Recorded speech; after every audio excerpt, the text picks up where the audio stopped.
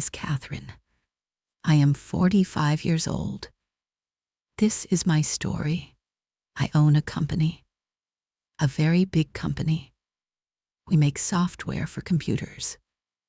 The company has tall buildings made of glass. Many people work for me, hundreds of people. They are smart and busy. They write code. They sell products.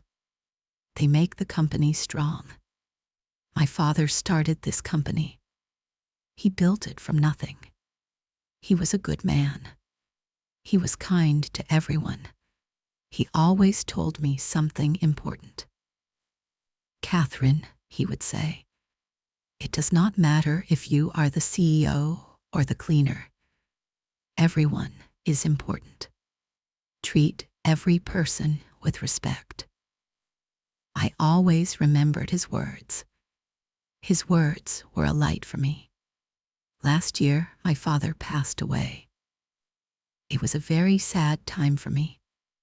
He left the company to me. Now, I am the CEO. I sit in a big office on the top floor. My office has a large window. I can see the whole city from my window.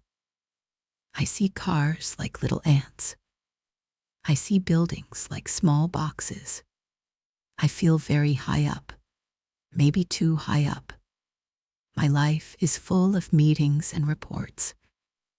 I look at numbers on a screen all day. Sales are up. Profits are good. The company is successful. On paper, everything is perfect. But a company is not just numbers. A company is people. And I felt I did not know my people anymore. I started to hear things. Small whispers. Stories from the hallways. Some managers were not kind. They were shouting at people. They were making people feel small. I heard that some employees were unhappy. They were scared to come to work. This was not my father's company. My father built this company on respect. That respect was disappearing. I felt a deep sadness in my heart. I had to do something. I could read more reports. I could have more meetings. But reports and meetings do not always show the truth. People are often scared to tell the truth to the CEO. I needed to see the truth with my own eyes. I needed to feel the company from the inside. So I made a plan. It was a crazy plan, a secret plan. I decided to become a cleaner in my own company. No one would know who I was. I would be a new employee, a low-level employee. I wanted to see how people really behaved, how they treated someone they thought was not important. I only told one person. His name is David. He is my assistant. I have trusted him for many years. David was very surprised. He thought I was crazy. Catherine, you can't, he said. It's too risky.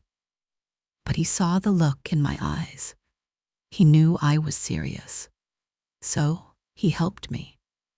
David created a new identity for me. My new name was Kate. I was 45 years old.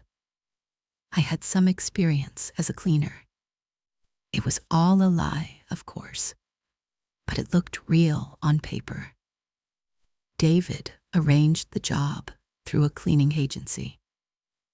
The company managers would not know I was hired by the CEO's office.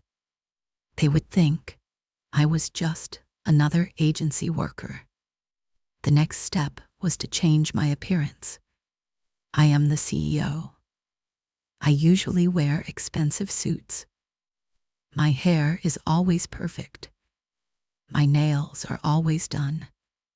But Kate the cleaner could not look like that. I went to a simple store. I bought plain clothes, simple black pants and cheap shoes. I bought a simple blue uniform, the uniform of the cleaning staff. At home, I looked at myself in the mirror. I did not see Catherine, the CEO. I saw Kate, a tired-looking woman. My hair was tied back in a simple ponytail. I had no makeup on. I looked normal. I looked invisible. It was a strange feeling. I was nervous. My heart was beating fast. What would I find? Would people be kind? Or would the whispers be true? I did not know. But I knew I had to do this. For my father, for his company, for all the good people who worked there. My secret life was about to begin. My first day as Kate was strange. I woke up very early. It was still dark outside. I put on my blue uniform. It felt stiff and uncomfortable. I did not drive my expensive car. I took the bus. The bus was crowded with tired people going to work. I felt like one of them. No one looked at me. I was just another face in the crowd.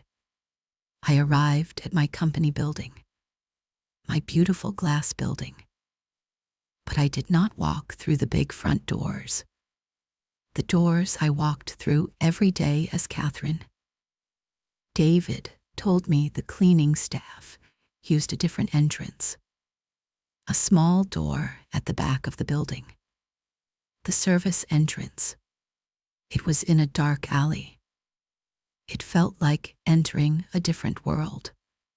Inside, the hallways were gray and plain, not like the bright, modern offices upstairs. I found the cleaner's room. It was in the basement. It was small and smelled of chemicals. An old man was there. He had white hair and a kind, wrinkled face. "You must be Kate," he said. His voice was gentle. "I'm George. I'm the supervisor." George was kind. He showed me the cleaning cart. It was full of bottles, cloths, and mops. "This will be your office now," he joked. He explained my duties. I had to clean the 5th floor, the marketing department. He told me which rooms to clean. He told me when to take my breaks. Then he became serious. He looked at me with his tired eyes. "Listen, Kate," he said. "The people upstairs, they can be difficult. They are very busy, very important. Just do your work. Stay quiet. And try to stay out of their way." He mentioned my manager for that floor. "Her name is Ms. Dubois," he said. "She is particular. Be careful with her." The way he said her name made me feel nervous. I pushed my cleaning cart into the elevator. It was heavy. My hands felt clumsy. The elevator went up. When the doors opened on the 5th floor, I felt a knot in my stomach. This was it. I took a deep breath and pushed my cart out into the hallway. The 5th floor was very busy. It looked different from down here. The carpet was soft. The lights were bright. People in nice suits were walking fast. They were talking on their phones. They were laughing with each other. No one looked at me. No one saw me. It was like I was a ghost, pushing a cart. I started my work. I cleaned the glass on the doors. I wiped the dust from the tables. I was not very good at it. At my home, I have a housekeeper. I had not cleaned anything for many years. I spilled some water on the floor. My face turned red with embarrassment. I quickly tried to wipe it up. Just then, a woman with sharp high heels and a very expensive-looking suit walked towards me. She had a cold, angry look on her face. She did not slow down. She almost walked into my cart. "Watch where you are going," she snapped. Her voice was like ice. She didn't look at my face. She just glared at my uniform and the small puddle of water. Then she walked away, her heels clicking loudly on the floor. I knew who she was. That was Miss Dubois, my boss, my employee. In that moment, she made me feel worthless. And my journey had only just begun. Working on the 5th floor was an education. Every day, I learned something new about my company and about people. Most employees were not bad people. They were just busy. They were focused on their work. They did not notice the cleaner. They would walk past me in the hallway. They would talk near me as if I was not there. They discussed projects. They talked about their weekends. They complained about their bosses. I was like a piece of furniture, a silent observer. But Ms. Dubois was different. She was not just busy. She was cruel. She seemed to enjoy her power. She liked making people feel small. I saw it not just with me, but with others too. She would yell at the young interns for small mistakes. She would dismiss people's ideas in meetings with a wave of her hand. She created an atmosphere of fear. People on her team looked stressed and unhappy. With me, she was especially bad. She treated me like I was not human. One afternoon, I was cleaning her large corner office. She was at her desk, typing on her computer. I tried to be as quiet as a mouse. I emptied her trash can. I dusted her shelves. I did my work carefully. She stopped typing. She looked at me with her cold eyes. "You, cleaner," she said. She did not use my name. "You missed a spot." She pointed at a small section of the shiny wooden floor. I looked carefully. The floor looked perfectly clean to me. There was no spot. But I was Kate, the cleaner. I could not argue. "I am very sorry, madam," I said softly. "I will clean it right away." I got on my knees and wiped the clean floor again. She watched me for a moment, then went back to her work. It felt humiliating. Another day, she did something even worse. She was walking down the hall with a cup of coffee. As she passed me, she accidentally spilled some on the floor. "Oh, clumsy me," she said, but she was smiling. "Clean that up." She did not even stop walking. She just dropped the mess and continued on her way. I knew she did it on purpose. She wanted to show her power. She wanted to remind me of my place. My place was on the floor, cleaning up her messes. I felt a fire of anger inside me. This was my company. She was my employee. And she was treating another human being like this. But I had to stay calm. I was Kate. So I took a deep breath. I got my mop. And I cleaned up the coffee. As I cleaned, I made a promise to myself. Things had to change. This woman did not belong in my father's company. Living this double life was hard. In the evenings, I went home to my large, empty house. I would take a long, hot shower. I would wash away the smell of cleaning chemicals. I would wash away the feeling of being invisible. I would put on my nice clothes. I would look in the mirror and see Catherine again. But I was changing. The work was physically hard. My back hurt. My hands were rough and dry. I was tired all the time, but the emotional part was harder. To be ignored all day, to be treated with disrespect. It made me feel sad and lonely. I understood now, in a way I never could from my big office, how difficult life was for some of my employees. I thought about my father. He would have been so angry to see Miss Dubois. But he also would have been proud of me, I think.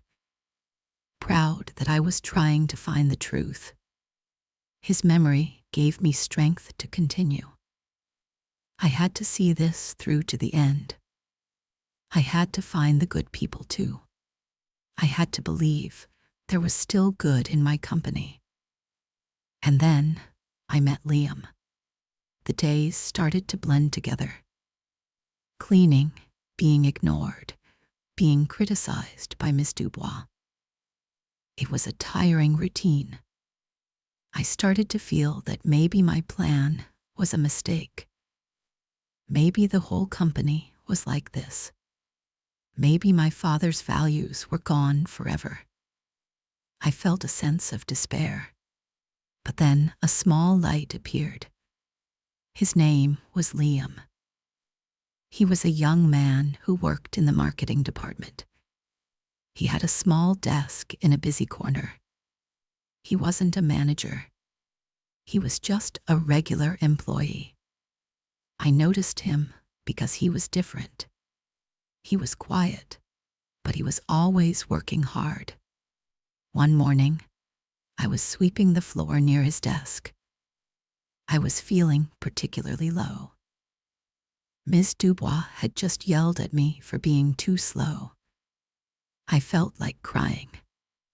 Most people would just walk around me, busy with their own worlds. But Liam looked up from his computer. He looked directly at me, and he smiled. It was not a big smile. It was a small, kind smile. "Good morning," he said clearly. I was so surprised. My voice was a little shaky when I answered, "Good morning." He was the first employee on this floor to greet me. The first one to look at me like I was a real person. His small greeting felt like a gift. It changed my whole morning. Later that day, I was in the break room. It was my job to wipe the tables and clean the coffee machine. The room was empty except for one person. It was Liam. He was making a new pot of coffee. The smell filled the small room. He saw me cleaning. He turned and smiled again. "Hi, I'm Liam," he said. He held out his hand. I was so shocked. I just stared at his hand for a second. I wiped my own hand on my uniform before shaking his. My hand was rough. His was warm. "I'm Kate," I said. "I'm new here." "I thought so." "Welcome to the 5th floor, Kate," he said warmly. Then he did something that I will never forget.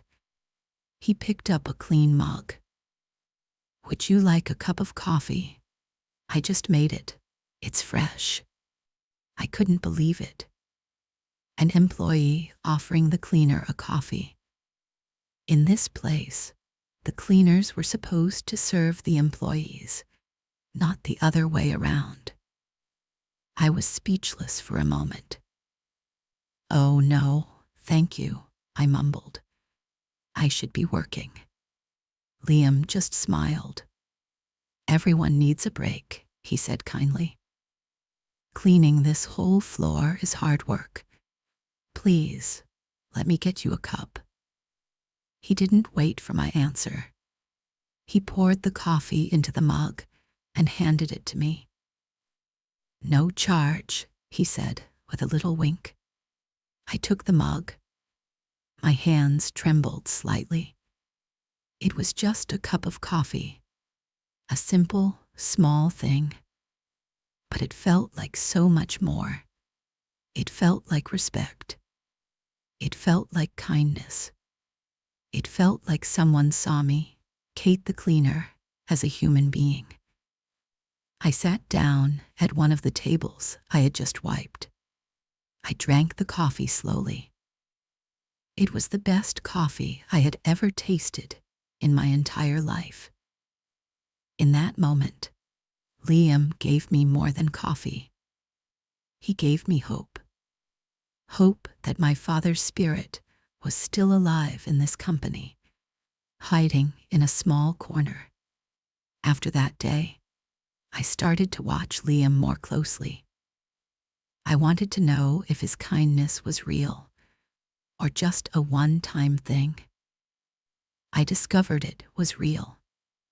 It was who he was. I saw him help a new intern who was struggling with the copy machine. I saw him stay late to help a colleague finish a difficult project. He never boasted. He never asked for thanks. He just did it, quietly. But I also saw how he was treated. Ms. Dubois seemed to dislike him. Maybe because he was quiet and not aggressive like her. She often gave him the most difficult tasks. She would set impossible deadlines for him. I think she wanted him to fail. But Liam never failed. He would just work harder. He would stay late into the night, his face lit by the glow of his computer screen. He never complained. One evening, I was doing my final cleaning round. The office was dark and empty. Everyone had gone home. But one light was still on. It was at Liam's desk. He was still there, looking exhausted. He was staring at his computer, his head in his hands. He looked so defeated. I felt a strong urge to say something to him, to encourage him. But who was I? I was just Kate, the cleaner. What could I say? I pushed my cart past his desk. I couldn't stay silent. I stopped for a moment. You work very hard, I said softly. He looked up, startled. He didn't expect anyone to be there. When he saw it was me, a small, tired smile appeared on his face. Oh, hi, Kate, he said. Thank you. It's been a long day. You should go home and rest, I said. Soon, he replied. I just need to finish this. It's for Ms. Dubois, he sighed. Thank you for saying that, Kate. It means a lot. That small exchange stayed with me. He was under so much pressure, but he still had time for a kind word to the cleaner. He had a good heart. A few days later, there was a big crisis.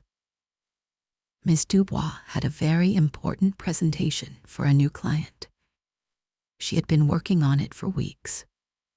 She was very nervous. Just 10 minutes before the meeting, disaster struck. An intern, rushing with coffee, tripped and spilled it all over Ms. Dubois' presentation papers. The papers were ruined. Ms. Dubois exploded. She started screaming at the young intern. You are a clumsy idiot. You are useless. You have ruined everything.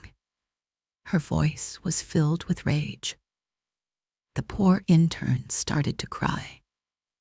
Everyone in the office stopped what they were doing and stared. It was a horrible, ugly scene. Just when I thought it couldn't get worse, Liam stepped forward. He spoke in a calm, quiet voice. "Ms. Dubois," he said, "don't worry. I have a backup of the presentation on my computer. We can print a new copy in 2 minutes."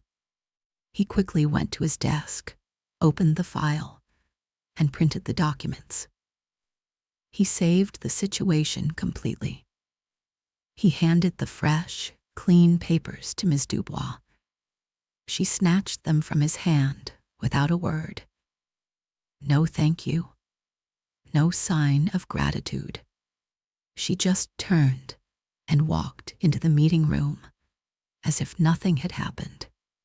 I watched it all from the hallway, my mop in my hand.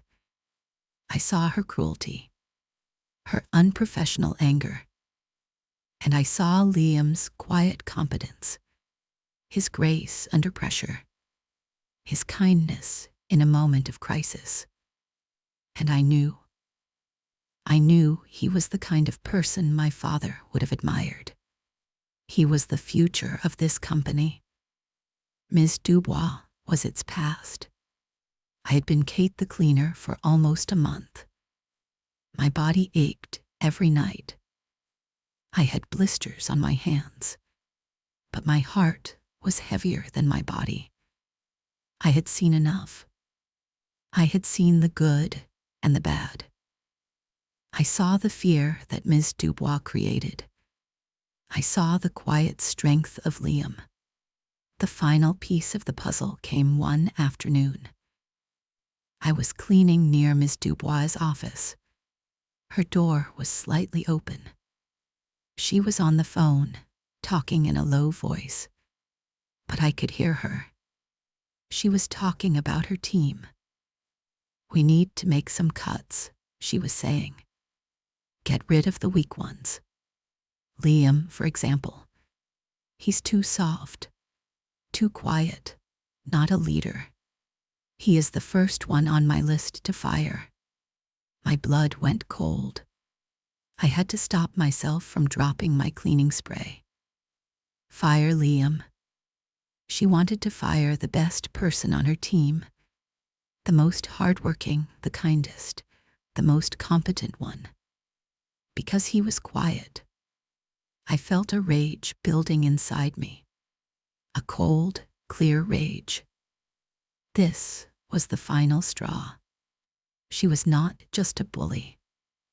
She was a bad manager who was hurting my company. She was getting rid of good people and keeping the ones who were just like her. That was it. My experiment was over. It was time for Kate to disappear. It was time for Catherine, the CEO, to return. And I knew exactly what I needed to do. The next morning, the employees on the 5th floor received an email. It was from the CEO's office. It announced a mandatory meeting for the entire department at 10 a.m. The email said that the CEO, Catherine, would be there in person. A wave of panic spread through the office. The CEO never visited a single department like this. It must be something very serious. People started whispering. Were there going to be layoffs? Was there a big problem? Ms. Dubois was in a frenzy. She was running around, ordering people to clean their desks. "Look busy," she commanded. "The CEO is coming. Everything must be perfect." She was trying to create a perfect image for me, for Catherine. She had no idea that I had been watching her real self for a month. At 9:55 a.m., I arrived on the 5th floor. But I was not Catherine.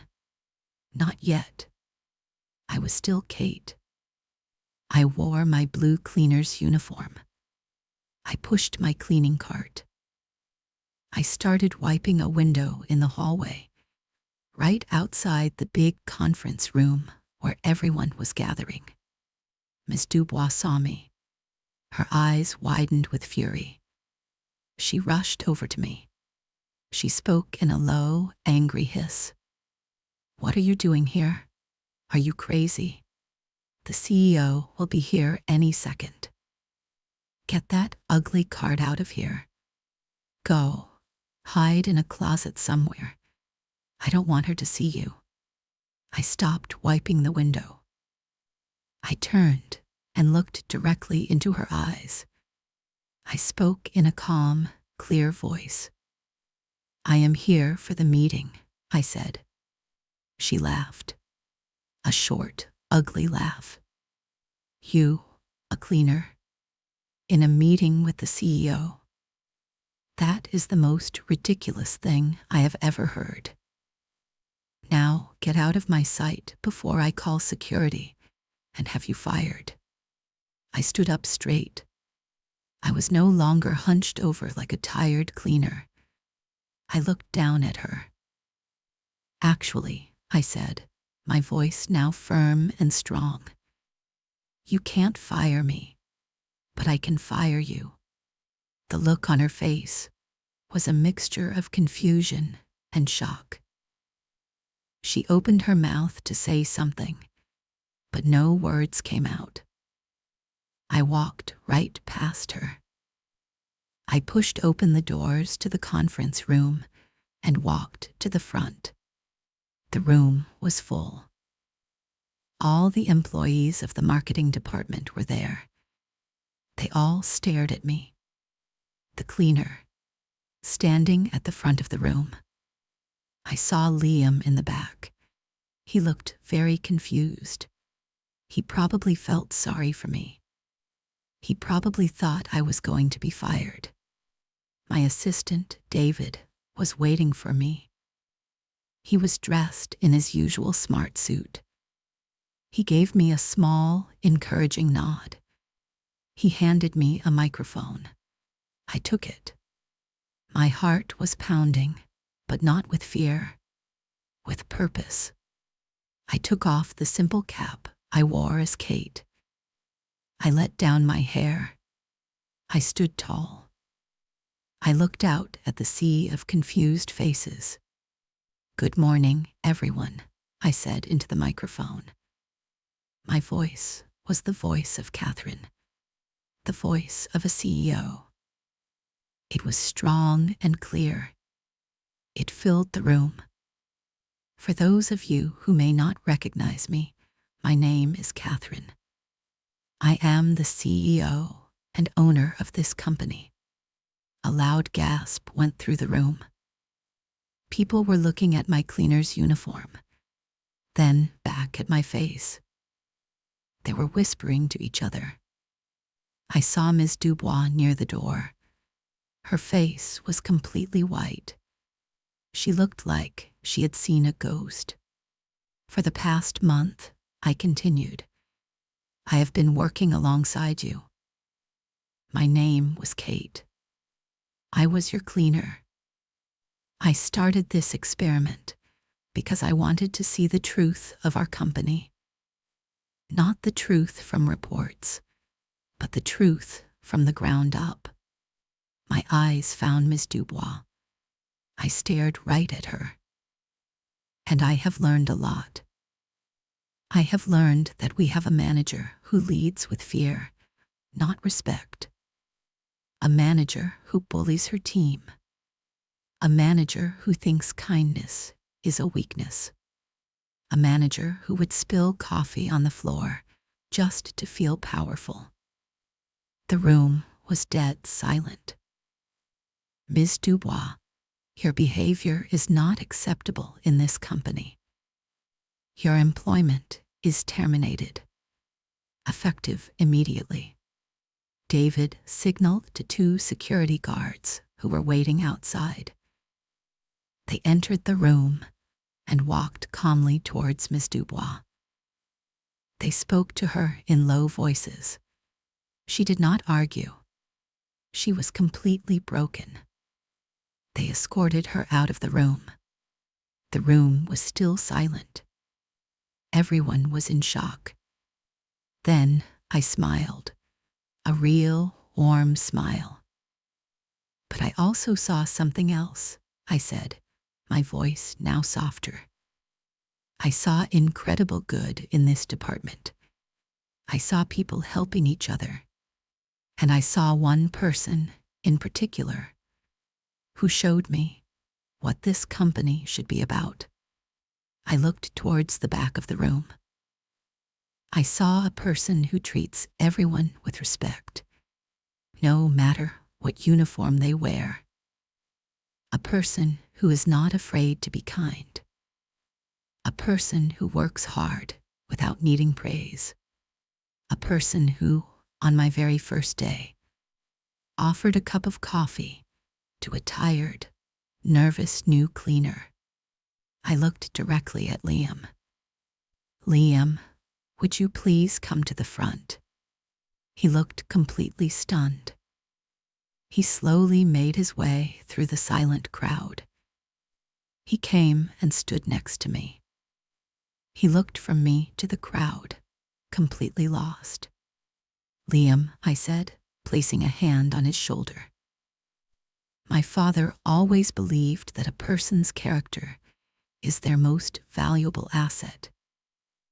In the past month, I have seen your character. You are smart, you are hardworking, and most importantly, you are a good and kind man. You are a true leader. That is why, today, I am promoting you. You are the new head of the marketing department. For a second, there was silence. Then, the entire room erupted in applause. The employees were not just clapping. They were cheering. They were smiling. The fear in the room was gone.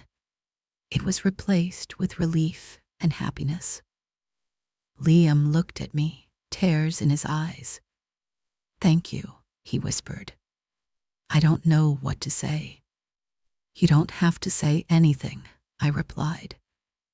Just keep being you. That day was a new beginning for my company. The story of Kate the cleaner spread like wildfire. It became a legend. Things changed. I made sure of it. We started new training programs for managers, focusing on respect and empathy. We created better ways for employees to share their ideas and concerns without fear. Liam became the best manager we ever had. His team was happy, creative, and incredibly successful. He led with kindness and intelligence, just as I knew he would. I never went back to being just the CEO in the top floor office. My time as Kate changed me forever. I now walk the halls of my company every single day. I talk to everyone, the programmers, the sales team, the people in the mailroom, and especially the cleaners. I know all their names. I listen to their stories. I drink coffee in their break rooms. My name is Catherine. I am a CEO. But I will never forget the feeling of being invisible. I will never forget the pain of being disrespected. And I will never forget the power of a simple act of kindness. If you are listening to this story, please remember this. The job title a person has does not tell you their value. The clothes they wear do not tell you their story. Look at people's hearts. Be kind. Always. You never know. The person you are talking to might be the CEO of the company. But more importantly, it should not matter. Kindness is not for important people. It is for all people. Your small act of kindness might be the light that saves someone's day. It might even change their life. You have that power. Please use it. Keep going. And be kind.